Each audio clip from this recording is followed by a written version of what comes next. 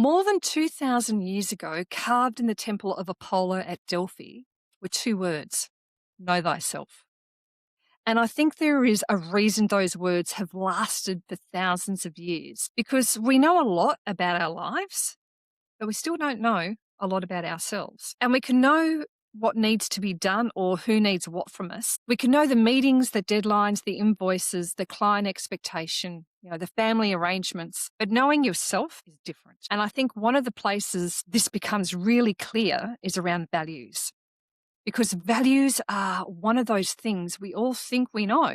If someone asks you, what are your values? Most of us can come up with a few words, things like, freedom, integrity, family, friends, growth, purpose, contribution. And they are all really good words and there's nothing wrong with them. But the question isn't, can I name a value? The question is that value actually guiding my life? Because if a value isn't shaping your decisions, your relationships, your work, what you say yes and no to, then it's just something that you're just admiring. And what do I mean by that? Well, basically, it may not be something you're living by. And this is where people start to feel really misaligned. And it's not always because your life is falling apart. Often your life is functioning quite well. Your business is running well, the work's getting done, people are being looked after, the responsibilities are being handled. And from the outside, it actually may all look quite respectable, but internally something really feels off. You may feel tired in a way that just sleep can't fix, or you may be feeling resentful and you can't explain why. You could be getting strangely unclear about decisions that should be really simple, and you feel like you're doing all the right things, but it's just not from the right place. And that's what I want to explore today, because in the Authentic Life Blueprint, values aren't just nice words. They are the way your authentic self speaks. And when you stop consulting them, you can end up building a life around expectation, obligation, approval, especially seeking approval, or an old version of success while wondering why it doesn't feel like you anymore.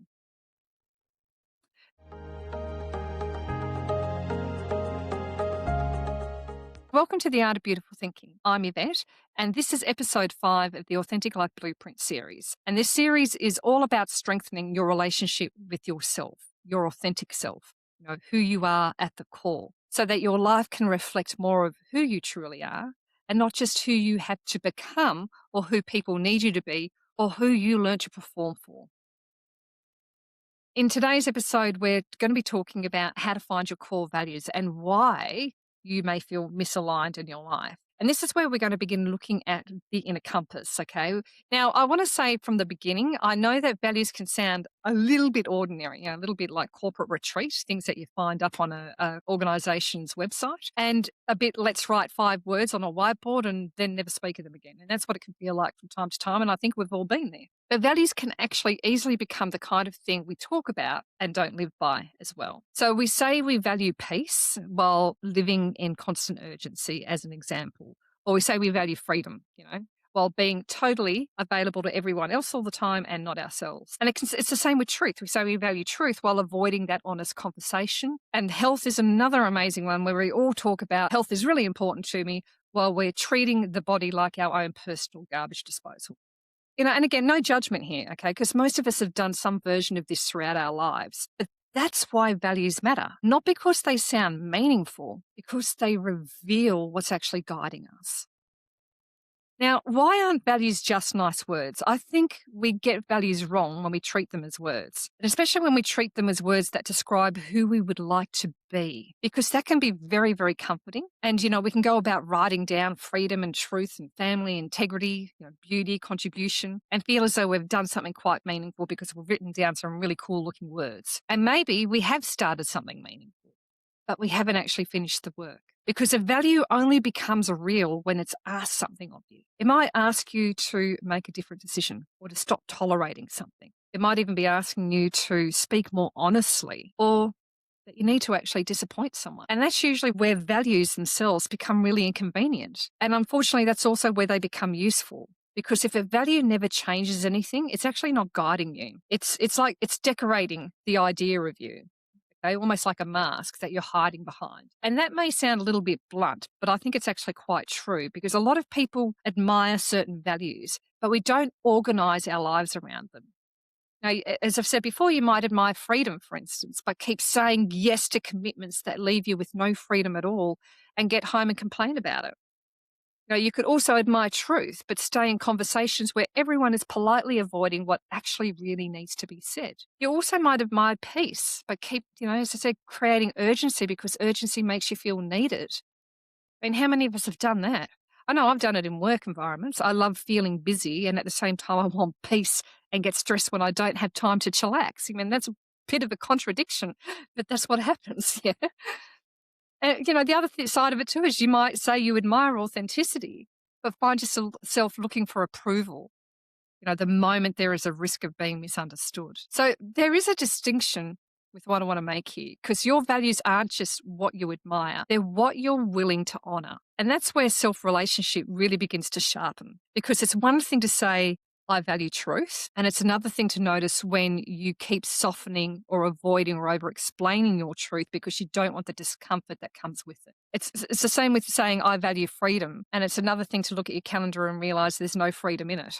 Okay. Not even a small pocket of it hiding behind a meeting that you actually forgot to cancel. This is where values become honest. And honesty is where the authentic life blueprint begins. So in the self-relationship method of the art of beautiful thinking, we look at values as a language of the authentic self. No, they're not just, it's not just a branding exercise. They're not there to make you sound good.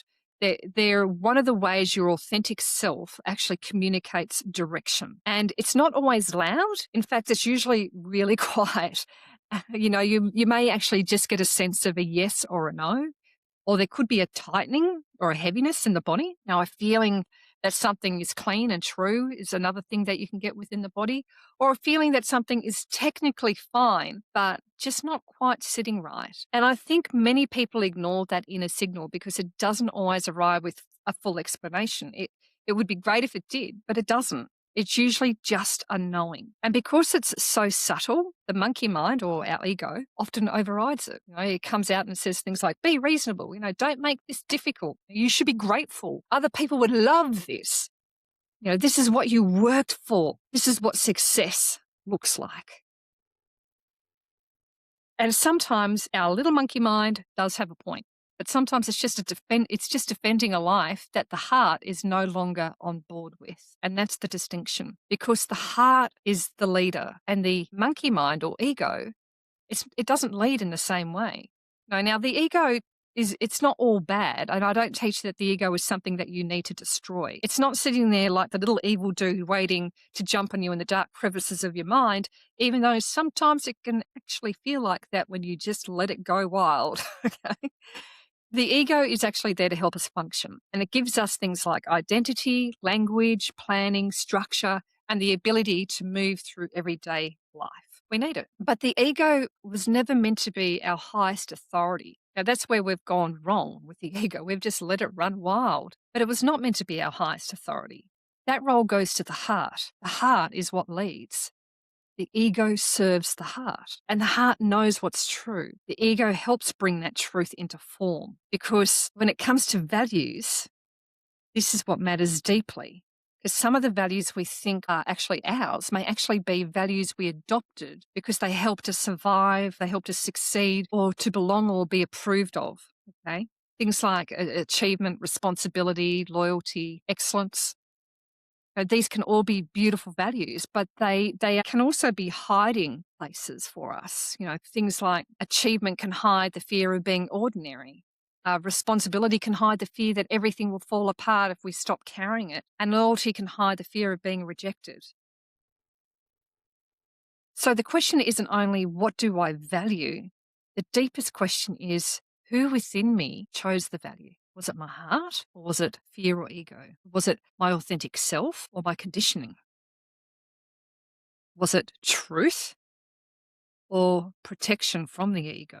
Now, that's where values become more than just a list. They become a doorway into self-knowledge. And this is why I think values belong so deeply inside our authentic life blueprint, because your values aren't separate from your blueprint. They're a part of it. They reveal something about the kind of life your authentic self is designed to live, not in a rigid or predetermined way, not as though there is only one correct path and you must somehow decode it perfectly or fail this assignment called life. That will be another podcast episode. But in the sense that there are certain qualities, certain principles and ways of being that are deeply natural to who you truly are at the core. For instance, some people are built to honor freedom. Some people are here to create beauty. Some are here to be deeply guided by truth, and others by peace, contribution, depth, justice, wisdom, devotion, creativity, or spiritual alignment. No, you get the gist. And when those values are ignored for too long, life may still function because life goes on, but it starts to lose a sense of rightness. And that's often what misalignment is. It's not always that everything is wrong. Sometimes it's just simply that your life has drifted away from the values that are a part of your unique blueprint. And I know this one personally because for a very long time, I would have said that I valued responsibility. And I do value responsibility. I value doing what I say that I will do. I value being trustworthy. I value showing up properly. But I have also had to be honest about the point where responsibility stops being a value and starts becoming an identity. For instance, in the workplace, I was always chasing higher roles because I wanted more responsibility, because I wanted to be seen as someone who could handle things. And I had spent a lot of my life being capable. So the person who could work things out, the person who could stay calm, keep going, find that solution, for instance, carry that load. And there is a strength in all of that. And I'm not going to dismiss that because there have been times where I've had to ask myself, am I doing this because it's aligned, or am I doing it because I want to feel, capable, or I want to feel important? And that question, it does stay with me. It stays with me quite a lot because being capable can look very impressive from the outside. It can look like discipline, like commitment. It can look like leadership. It can even look like you're being dependable. But capable isn't the same as being in alignment. And I think, I honestly do believe that many women reach a point where they realize they have become very good at functioning in a life, in a role, in business, or a rhythm that no longer fully reflects them. Not because any of this are bad choices. It's often because these decisions have been made, the best choices that could be made based on the level of self-relationship that we've had at that time. And then you grow, your consciousness changes, values become clearer, your tolerance for misalignment actually lowers, and something inside you starts to ask, is this true for me? And that question can actually be really, really inconvenient. It doesn't always arrive at a sensible time, and it definitely doesn't check the calendar first. It often just turns up when everything seems fine, which is deeply annoying because you can't even pinpoint that dramatic crisis and say, there's the reason why it's showing up now, why I'm asking these questions. Sometimes the reason is quieter. It's because you've changed. And your life needs to be consulted again, including your values. And that's why misalignment can show up. One of the clearest signs that you're actually living away from your value is resentment. And I want to say this carefully because resentment gets a really bad rep. We often treat it like this really ugly emotion, and it's something that we have to rise above. And it's also like we should not feel resentment. And when we do feel resentment, we go, oh, that's a bad thing. We shouldn't feel this. But resentment can be very useful if you actually listen to it properly, not necessarily to obey it. Okay, just listen. Because resentment is saying something to you, and it's basically saying something here isn't in alignment. Resentment can show up around respect when you keep tolerating dynamics that you feel you're being dismissed. It can show up around freedom when your life is really well organized around everyone else's access to you. And sometimes it points to honesty, especially when you keep sitting in conversations where the truth is politely ignored. And other times it reveals a hunger for beauty, meaning, or depth because your life has become entirely functional. And sometimes resentment is a part of you saying, I keep treating my own needs as optional and I cannot keep calling that sovereignty. Now, resentment doesn't automatically mean the other person's wrong. It doesn't mean we need to storm through the house, making large declarations. Although, let's be honest, the fantasy can actually be quite amusing from time to time.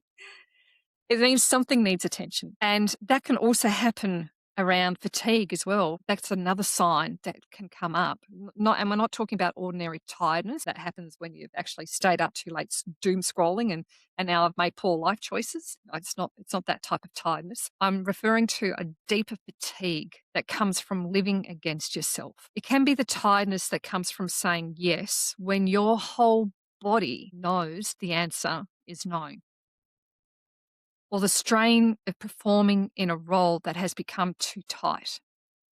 Sometimes it's the exhaustion of holding together a life that works beautifully on paper, but it's quietly draining you in practice. Yeah. And at times it's simply this: you're always available, always useful, always capable, and some deeper part of you is asking, when do I get to matter? And then you've got confusion. That's another sign. When your values are really unclear, even simple decisions can actually start to feel really, really heavy. Staying in something feels wrong, but leaving doesn't feel quite right either. And yes feels dishonest, but a no brings up guilt. We've been there. And when it comes to the bigger parts of life, like the business, the work, the direction, everything can start to feel like it's all under review. Do I grow this? Do I simplify it? Do I change directions? Do I take a break or abandon all responsibility and move somewhere quiet with excellent food and limited internet? And I know that I have dreamt this, from time to time. I look at it and I go, gee, I would love to move to the countryside where I have no one annoying the crap out of me and I can just take in all the beauty and the peace. But then I know I'd get bored after a while, right? So usually, we don't need to burn everything down. But the fantasy does tell us something. It tells us the compass hasn't been consulted for a while. Values help you make a different kind of decision, a decision that is not measured by whether everyone stays comfortable. It doesn't need to look impressive from the outside or keep you locked inside the role you learnt to play. It's not driven by expectation, and it's not driven by habit, guilt, or the old version of you who knew how to cope, how to perform, please, and just keep going. A values-led decision asks something quite pure. And it'll say things like, what's most congruent with who I am now? And what am I willing to honor from here? That question actually does change the quality of your decision. So here's where we need to really be very honest. Everyone's living by values. Even if you've never sat down and actually named them, you're still living by them. The question is whether they're conscious values or default values. A conscious value is a value that you've actually chosen. It has been examined. It's been brought into the relationship with your authentic self. A default value is usually inherited. It's rewarded or you've absorbed it. Okay, it comes from family, culture, work, school, religion, business environments, past survival. Now, the various versions of success that you were actually taught to respect. And this is why values clarification can actually be really uncomfortable, because you may realize that some things guiding your life aren't actually yours. You may realize you've been living as though being liked matters more than being honest, and being needed may have quietly taken priority over being free. Achievement may feel more familiar than peace. Stability may seem safer than telling the truth. And again, this isn't about shaming. Shame doesn't create clarity. It usually just makes people hide from themselves more politely. This is about truth, the truth of knowing yourself. And truth, when it's held with compassion, is what begins to restore self-trust. Because once you can see what has been guiding you, you have a choice. You can ask, do I still want this to lead my life? That's a really powerful question, because you get in life what you put into life. So how do you find your core values? Well, you can actually find your core values not by choosing the words you think you should have or you think sound really good to have, and not by reaching for the ones that sound, as I said, impressive, polished, or appropriate for that professional version of you, or the I have it all together version of you. We're looking for your actual values, the quieter ones, the ones that show up before you actually edit yourself. Notice when you feel most like yourself. Which conversations wake something up in you, get you excited, gets you invigorated? What work gives you energy instead of only taking from you? And in what environments do you feel able to breathe and that you can be yourself in? Are there choices that leave you feeling more honest, more grounded, more respectful of yourself? Pay attention there.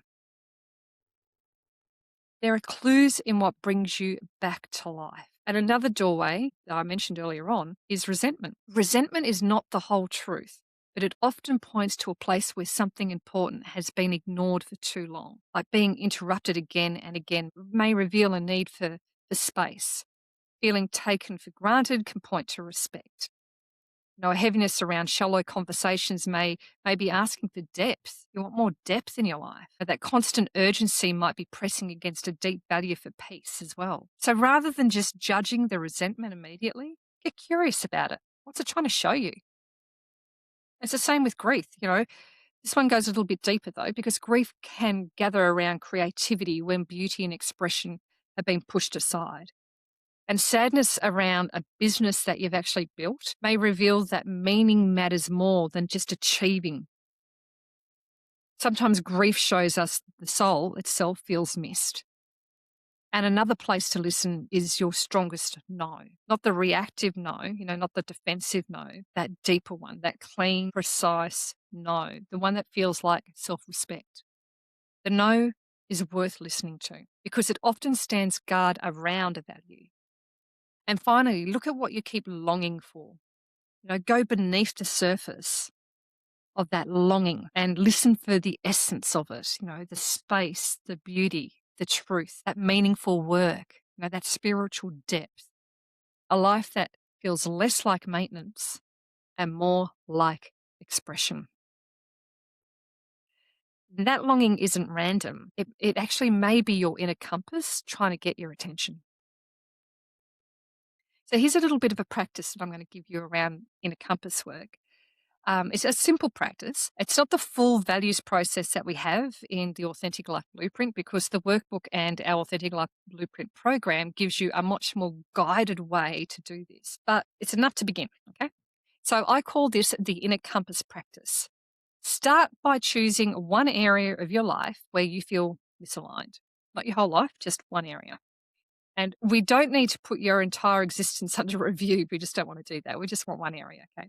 So it might be your work. It could be a business that you've started, your relationships, health, any of those. Could be something else. And then ask yourself, what feels off here? Now, don't rush for the answer. Just sit with it. Let it come.